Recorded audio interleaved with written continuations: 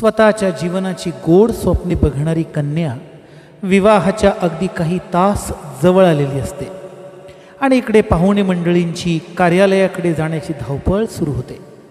प्रत्येकाच्या त्या बॅग, त्यावर लावलेले नावांचं स्टिकर, प्रत्येकाची लगबग आता खऱ्या अर्थाने एका उंचीवर पोहोचलेली असते.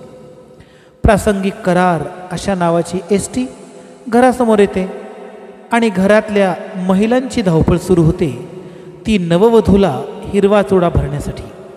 नवजीवनात प्रवेश करणारी लेक हातावर मेहंदी, कपाळावर मुंडावळी, महावस्त्र आणि सौंदर्यात भर घालणारा साज परिधान करून घरातल्या देवांचं दर्शन घेते आणि बसते ती एका छानशा पाटावर मांगल्याचं प्रतीक अर्थात हिरवा चोडा भरण्यासाठी.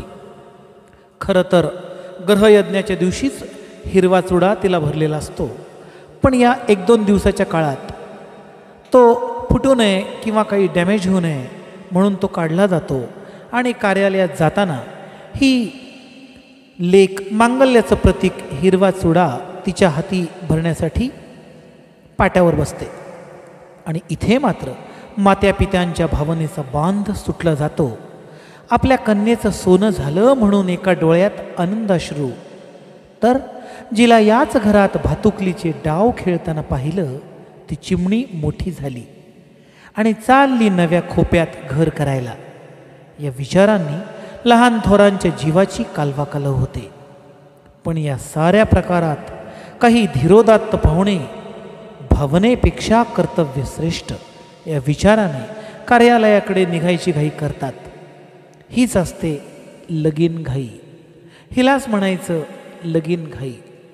लाडाची लेक आपल्या आईचा भावपूर्ण निरोप घेण्यासाठी, तिचे आशीर्वाद घेण्यासाठी खाली वागते, नमस्कार करते. आई म्हणते, बाळा नमस्कार करतेस? शुभाशीर्वाद. जीवनाच्या प्रवासाचं पहिलं पाऊल, मग डोळ्यात अश्रू का? अगं सगळेच या वाटेवर जातात. लक्षात ठेव, पहिला मायापाश तोडणं मोठं कठीण, पण नवीन जोडणं त्याहून कठीण. मुली, माहेरची नाती ही रक्ताची नाती असतात, तर सासरची नाती ही जोडायची असतात. अशी जोडायची की जोडणी दिसता कामा नये. आत्तापर्यंत तुझे सर्व हट्ट पुरवले मुली, आता मात्र तुला दुसऱ्यांचे हट्ट पुरवायचे आहेत. लक्षात ठेव, एकाचा हट्ट पुरवताना दुसरा दुखवला जाणार नाही. ही मोठी कसरत. या कसरतीचं नाव संसार. माझा आशीर्वाद, तुझ्या प्रियतम पतीचे हात, सासू सासऱ्यांची साथ या जोऱ्यावर उत्तुंग भरारी घे आणि कर माझे नाव सार्थक. करशील ना मुली? या भरभक्कम आशीर्वादाच्या बळावर कन्या सर्वांसोबत येऊन पोहोचते ती मंगल कार्यालयात आणि सुरू होतात विवाहाची विधी. माणसाच्या जीवनातील 16 संस्कारांपैकी एक संस्कार अर्थात विवाह. आज काही लोकांना हे संस्कार ढोंगीपणा किंवा जुनाट विचार वाटत असतील. यात त्यांची चूक नाही, कारण त्यामागील शास्त्र त्यांना कोणी सांगितलंच नाही. विवाह कार्याचे अगदी असंच आहे. इथे प्रत्येक विधीच्या मागे लपलाय एक उदात्त भव्य दिव्य विचार. इथे प्रत्येक कृतीत आहे एक तत्वज्ञान. एक पुरुष आणि एक स्त्री विवाह बंधनाने एकत्र येऊन पुढील संपूर्ण आयुष्य एकत्रित जगण्याचे सर्वांच्या साक्षीने जी शपथ घेतात, जो विधी संपन्न होतो तो विवाह. आपल्या धर्मग्रंथात 8 प्रकारचे विवाह सांगितलेत. पहिला ब्राह्मविवाह. या विवाहात वराला स्वतःच्या घरी बोलावून वस्त्र अलंकार देऊन विधिपूर्वक कन्या दिली जाते. दुसरा विवाह दैवविवाह. यात वराला यथाशक्ती अलंकार, भूषण केलेली कन्या, अलंकार यानी आभूषण असलेली कन्या देऊन दिली जाते. तिसरा प्रजापत्य विवाह. यात वधू आणि वर धर्माचे पालन करून एकत्रित राहायचं अशी शपथ घेतात. चौथा आर्ष विवाह. यात वराकडून गाय, घोडा किंवा धन घ्यायचं आणि त्या बदल्यात स्वतःची कन्या वधू पित्याने त्याला द्यायची. सहावा गांधर्व विवाह. यात मुलगा आणि मुलगी आजन्म पती पत्नी या नात्याने एकत्र राहण्याचं स्वतःच ठरवतात आणि लग्न करतात. आत्ताच्या काळातले लव्ह मॅरेजेस. सहावा आसुर विवाह. मुलीच्या वडिलांना भरपूर धन द्यायचं, त्यांची कन्या स्वीकारायची. सातवा पैशाच्य विवाह. खरं तर ह्याला पिशाच्य विवाह म्हणता येईल, कारण यात मुलीचे वडील बेसावध असताना त्यांची कन्या पळवून नेली जाते आणि तिच्याशी लग्न केलं जातं. आठवा राक्षस विवाह. म्हणजे मुलीच्या वडिलांसमोर मुलीचं अपहरण करायचं आणि विवाह करायचा. विवाह संस्काराची विधी आणि मंत्र ऋग्वेदात आहे. हे संस्कार विधी थोड्याफार फरकाने सगळीकडे सारखेच आहे. थोडाफार फरक असेल पण जास्त नाही. आता हेच पाहणं, शुभ शकुनाची हळद काही ठिकाणी आदल्या दिवशी लावली जाते, तर काही समाजात काही जातींमध्ये विवाहाच्या दिवशी सकाळी हळद विवाह संपन्न होतो. शेवटी काय, हळद लागणं हे महत्त्वाचं. कन्येला आणि वराला जेव्हा हळद लागते तेव्हा हळदीची गाणी संपन्न होतात. यात बरेच हौशी नातेवाईक हळद खेळण्याचा मनमुराद आनंद घेतात. विवाहाच्या आदल्या दिवशी व्याहीभेट ही सुद्धा मोठी अर्थपूर्ण. वधू आणि वरांकडील दोघांची गळाभेट ही तर ओळख घडवते, पण उपस्थितांना त्यांच्या नात्यांचं भावबंध उलगडून दाखवते. त्याच्या अगोदर श्रीमंतीपूजन, वधूवरांच्या पूजेचा एक सर्वांग सुंदर सोहळा असतो. यात वधूपिता आपल्या कन्येचा हात वराच्या हाती देण्याचा प्रस्ताव वरपित्याला देतो. वरपिता हा प्रस्ताव मोठ्या आनंदाने स्वीकारतो. निवडक नाटक आणि मित्रपरिवारांच्या उपस्थितीत संपन्न होणारा हा सोहळा विवाहाची एक सलामी असते. या सोहळ्यात वधू आणि वराला येणारा एक अनामिक तेज हा सगळ्या नातेवाईकांच्या चर्चेचा विषय असतो. कन्येच्या चेहऱ्याला साक्षात लक्ष्मीची प्रभा प्राप्त होते, तर वर नारायणाचा तेज प्राप्त करतो.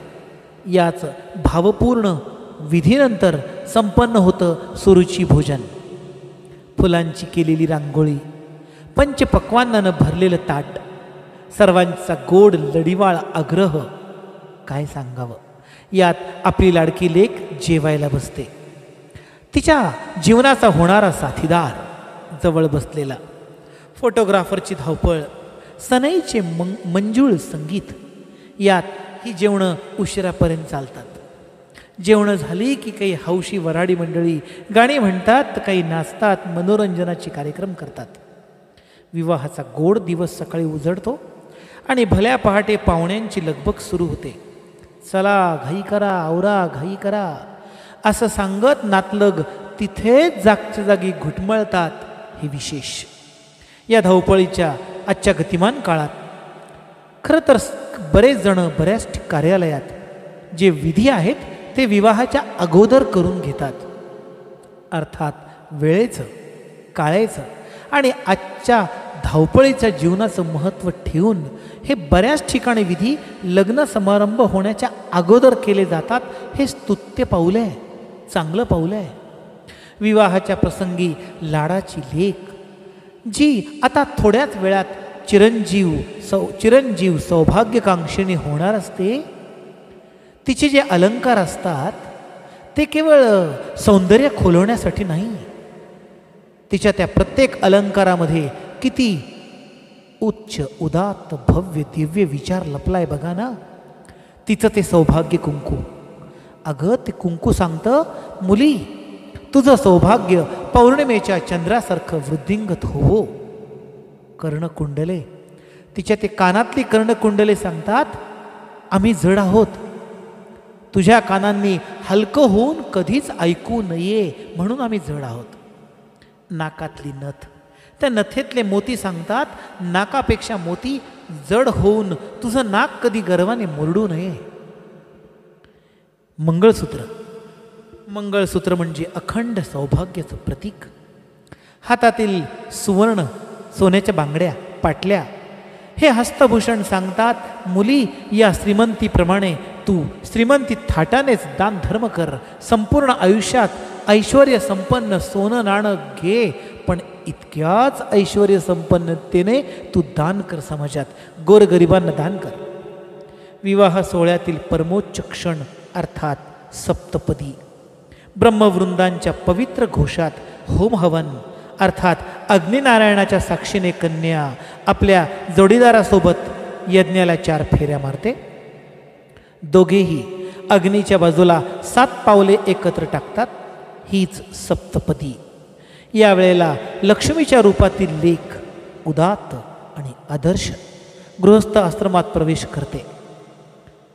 आपल्या पतीकडून ती 7 वचनं घेते. खरं तर या वचनांच्या बाबतीत वेगवेगळ्या ग्रंथात वेगवेगळ्या तत्ववेत्यांमध्ये प्रकांड पंडितांमध्ये वेगवेगळे विचार असतील, पण मला असं वाटतं खरं तर प्रत्येक वेळेला मुलींनी का वचन द्यायचं.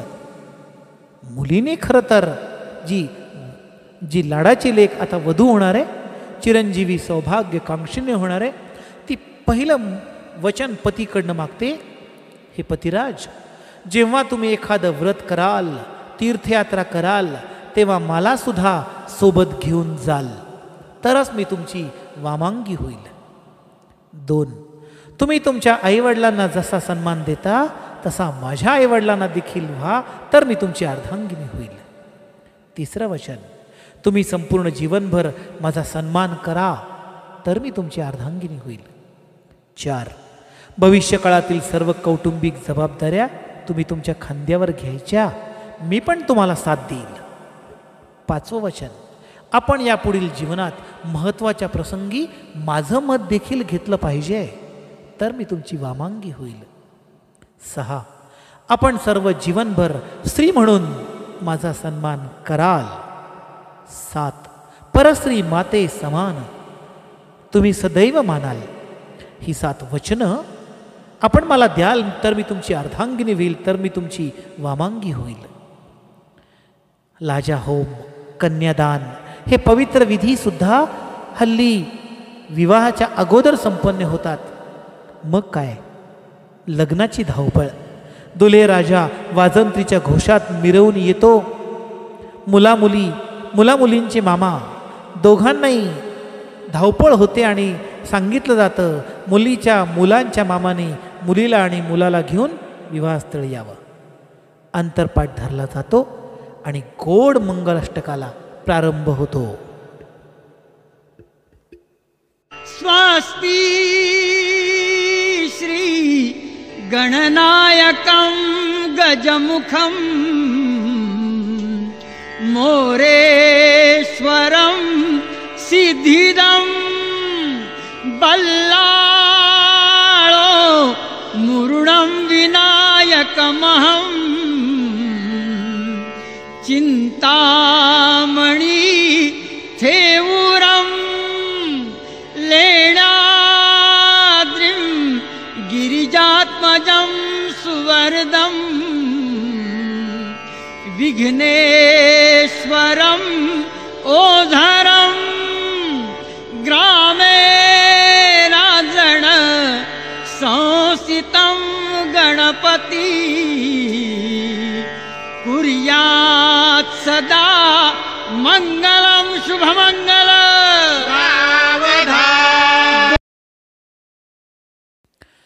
विवाह सोहळ्यासाठी उपस्थित आप्तेष्ट मित्रपरिवार अक्षदारूपी आशीर्वाद वधूवराला देतात आणि सुरुची भोजन संपन्न होतं. हळूहळू लग्नमंडप खाली होऊ लागतो. फोटोची धावपळ, प्रेझेंट द्यायची धावपळ हे चालूच राहतं. जवळचे मोजके नातेवाईक उपस्थित होतात आणि मोजक्या नातेवाईकांच्या उपस्थितीत झाल हा विधी सुरू होतो. काळाचा वेळेचा विचार करून हल्ली बरेच लोक लक्ष्मीपूजन देखील कार्यालयात संपन्न करतात. आणि लक्ष्मीपूजन झालं की काळजाचा धोका चुकवणारी वेळ येते, अर्थात बिदाईची. सर्वांचा गोड भावपूर्ण निरोप घेऊन लाडाची लेक आपल्या पतीसोबत सासरी जायला निघते. सगळ्यांची गळा आत्तापर्यंत सोहळ्याची जबाबदारी आपल्या अंगावर खांद्यावर घेणारे मुलीचे आईवडील, ज्यांचा धीरोदात्तपणा असतो, ते मात्र हळवे होतात. ताई, दादा, आजी, आजोबा, मामा, मामी, काका, काकू सारे सारे अश्रुपूर्ण नयनांनी लेकीला निरोप देतात. ही वेळच मोठी कठीण हो. शब्द इथे मुके होतात, चांदण्यांसारखे शब्द, फुलांप्रमाणे मुलायम, फुलपाखरांप्रमाणे रंगीत, पण संपून जातात. जे काही बोलायचं आहे ते फक्त अश्रू बोलतात. फक्त आणि अश्रू. ही कन्या ज्या वेळेला आपल्या आईला नमस्कार करायला येते, त्यावेळेला आई आशीर्वाद तर देतेच, तिला बरंच काही बोलायचं असतं, ती बोलू शकत नाही, पण ती म्हणते,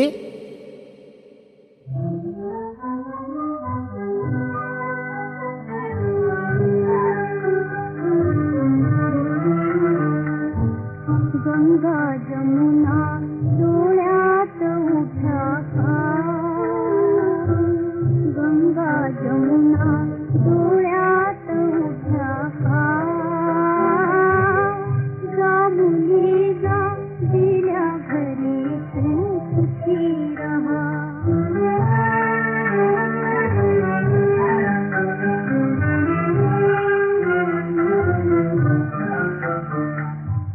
कडकडून तू मिठी मारता बाळे, बालपण आले आले घुमवीत घुंगुरवाळे, आठवले सारे सारे गहिवरले डोळे,